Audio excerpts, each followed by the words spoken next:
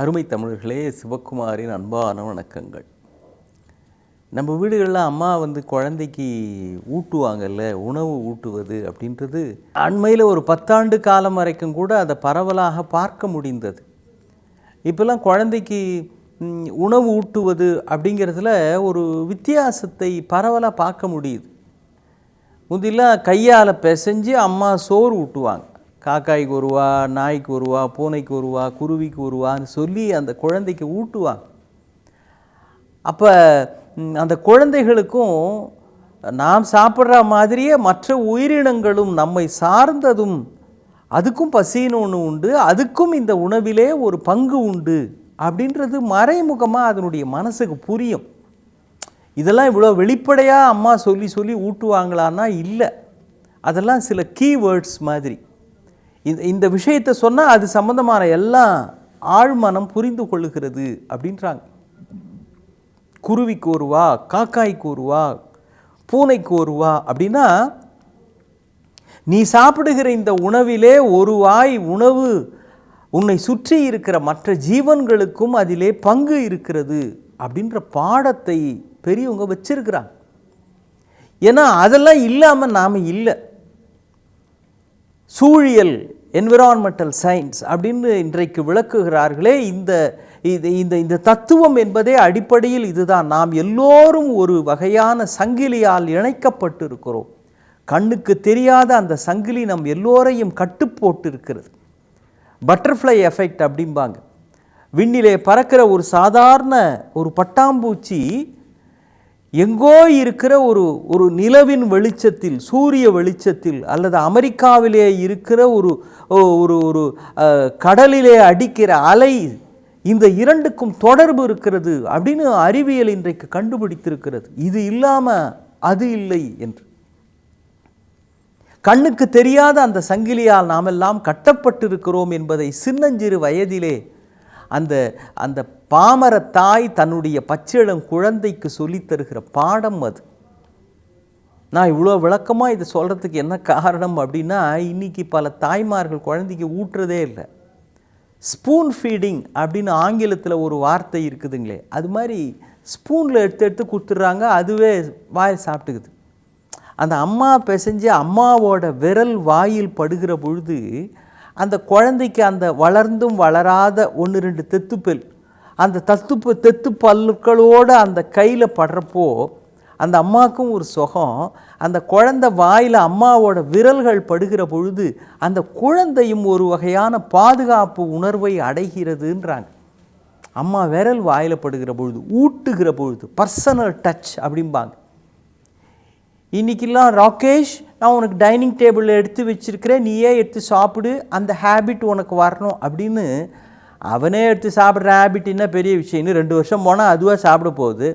நீ ஊட்டி விட போகிறான்னு அந்த குழந்தை காத்திருக்க போகுது. அடுத்தாப்பில் ஒரு 70 வருஷம் 80 வருஷம் அவங்க தான் சாப்பிட்டுக்கிட்டு இருக்கிறோம். அம்மா ஊட்டி விடணும்னு காத்திருக்கிறோம். ஆனால் அந்த அற்புதமான அபூர்வமான வாய்ப்பு ஒரு தாய்க்கு, ஒரு பிள்ளையை பெற்ற ஒவ்வொரு தாய்க்கும் அந்த வாய்ப்பு குழந்தை பிறந்த முதல் ஒரு 3, 4, 5 ஆண்டுகளுக்குத்தான். அது கூட முதல் வருஷத்தை விட்டுருங்க, அந்த ஊட்டுவது மாதிரியான அந்த அனுபவம் அது 3 ஆண்டுகளில் 4 ஆண்டுகளில் விட்டாச்சுன்னா அப்புறம் அது ஆயுள் முழுக்க கிடைக்காது. அது கிடைக்கலன்றது பரவாயில்லைங்க, அதனோடு சம்பந்தப்பட்ட பல்வேறு ஆழ்மனதில் ஏற்படுகிற அந்த பாதுகாப்பு உணர்ச்சி, இது என்னுடைய தாய், இவள் மூலமாகத்தான் என் வயிற்றுக்கும் உணர்வுக்கும் உணவு கிடைத்ததுன்னு அந்த பிள்ளைக்கு அம்மா பேரில் ஏற்படுகிற அந்த நெருக்கம், அது எல்லாத்தையும் கூடத்தான் சேர்த்து ஊட்டுகிற வழக்கமாக நம் பெரியவர்கள் வைத்திருக்கிறார்கள். இமயமலை அடிவாரத்தில் ஒரு அம்மா இடுப்பில் குழந்தைய வச்சுக்கிட்டு அந்த குழந்தைக்கு சோறு ஊட்டுக்கிட்டே இருக்கிறப்போ தூரக்கு தெரிகிற அந்த மலை உச்சி, அந்த மலை உச்சி தான் எவரெஸ்ட் அப்படின்னு நம்ம சொல்கிறோம். அந்த மலை உச்சி கண்ணுக்கு தெரியுமா அப்படின்றது இல்லை, தூரக்கு தெரிகிற ஒரு மலை. அதை காமிச்சு அந்த அம்மா ஊட்டுது.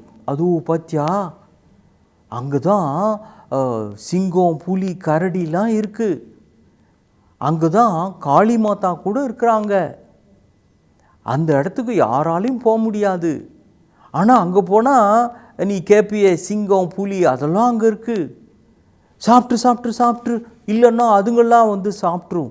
அதுங்க வரத்துக்கு முந்தி நீ சாப்பிட்டு ரெடியானா அப்புறம் நீ மிச்சம் இருக்கிறத அதுங்களுக்கெல்லாம் கொடுக்கலாம், சரியா?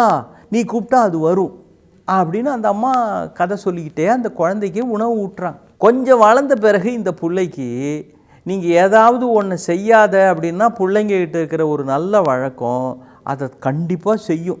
ஷெல்ஃபில் இதை வச்சுருக்கிறேன் தொடாத அப்படின்னு சொல்லிட்டிங்கன்னா கண்டிப்பாக தான் பிறந்ததே அதை தொடரத்துக்கு தான்ற மாதிரி கடமை உணர்ச்சியோடு அதை தொட்டு அதை ஒரு வழி பண்ணிடும். ஒரு பொம்மையோ இல்லை வேறு ஏதாவது ஒன்று வச்சிங்கன்னா தொடாதன்னு சொல்லிட்டா முடிஞ்சிச்சு. செய்யாதன்னா தெளிவாக செய்யும். அப்படி ஒரு ஞான பிழிவாக அவங்க பிறந்திருக்கிறாங்க. இந்த அம்மா அந்த குழந்தைகிட்டக்க நம்மளால் அங்கே போக முடியாதுன்னு சொன்னாங்களா, நான் கண்டிப்பாக போவேன் அப்படின்னு அது முடிவு பண்ணிடுச்சு. அந்த இமயமலை உச்சியை தினந்தோறும் காட்டி யாராலும் தொட முடியாத உயரம் என்று சொல்ல சொல்ல சொல்ல அந்த குழந்தைக்குள்ளே நாமும் ஒரு நாள் அதை அடைவோம் என்கிற உத்வேகம் மிகப்பெரிய அளவிலே வளர்ந்து நிச்சயமாக நான் அதை அடைகிறேன் பார் என்று அடைந்த அந்த குழந்தைதான் பிற்காலத்தில் முதலில் எவரெஸ்டில் கொடி நாட்டிய டென்சிங் என்கிற அந்த மாபெரும் மலையேறும் வீரன். அந்த இந்திய நாட்டு டென்சிங் என்கிற அந்த வீரன் தான் முதலில் இமயத்திலே கொடிபறித்தான் என்பது மட்டுமல்ல, அந்த கதையை கேட்டு அவனுடைய சாதனையினுடைய அந்த செய்திகளை கேட்டு உத்வேகம் பெற்ற இன்னொரு பெண், அவள் பெயர் பச்சேந்திரி பால் என்பது. அந்த பச்சேந்திரி பால் இந்த பிள்ளை சாதனை செய்ததை கேட்டு வளர்ந்து புத்தகத்திலே படித்து தெரிந்து கொண்டு பிற்காலத்தில் தானும் அப்படி ஆனாள். எனவே குழந்தைக்கு உணவூட்டுவது என்கிற பழக்கம் இன்றைக்கு மாறிப்போய் ஸ்பூனில் எடுத்து கொடுப்பது அல்லது சமைத்து மேசையில் வைத்திருப்பதை நீ எடுத்து சாப்பிடு என்று சொல்லுவது, இது எல்லாம் ஒரு ஆனந்த அனுபவத்தை தாய்மார்கள் இழக்கிறீர்கள். அந்த பிள்ளை சிறப்பாக வளர்ப்பதற்கான வழியையும் வாசலையும் அடைக்கிறீர்கள். தெரியாமல் நம்முடைய பெரியோர்கள் அதை வைக்கவில்லை. அந்த பிள்ளையினுடைய வெற்றி உங்கள் கைகளில்தான் இருக்கிறது. எதிர்காலம் உங்கள் விரல் நுனியில் இருக்கிறது. இதையெல்லாம் உணர்த்துகிற உன்னதமான வழக்கம்தான் குழந்தைக்கு ஊட்டுவது. ஊட்டுவது என்பது உணவை மட்டுமல்ல, உணர்வையும் நீங்கள் ஊட்டுகிறீர்கள். அது உங்களால் தான் முடியும். இன்னும் சந்திப்போம். வணக்கம்.